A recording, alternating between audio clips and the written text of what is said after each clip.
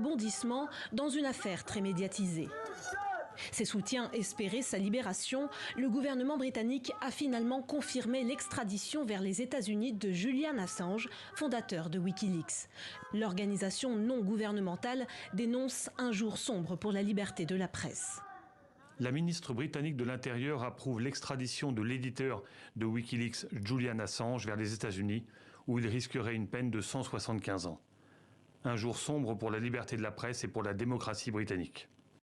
Son épouse et son avocate affirment ne pas vouloir en rester là. Nous allons utiliser toutes les voies de recours et nous allons nous battre. Je veux passer chaque heure éveillée à me battre pour Julian jusqu'à ce qu'il soit libre. Cette décision constitue une grave menace pour la liberté d'expression, non seulement pour Julian Assange, mais aussi pour tous les journalistes, rédacteurs en chef et professionnels des médias dans ce pays. Julian Assange, icône controversée de la liberté d'informer. Aux États-Unis, l'Australien de 50 ans est poursuivi pour fuite massive de documents confidentiels. Plus de 700 000 documents classifiés sur les activités militaires et diplomatiques américaines, en particulier en Irak et en Afghanistan dès 2010.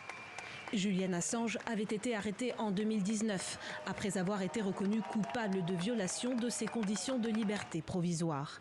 Il s'était réfugié dans l'ambassade d'Équateur à Londres durant 7 longues années. De nombreuses apparitions et prises de parole depuis ce balcon ont fait date.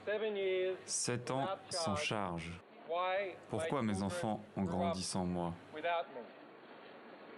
Ce n'est pas quelque chose que je peux pardonner. Ce n'est pas quelque chose que je peux oublier.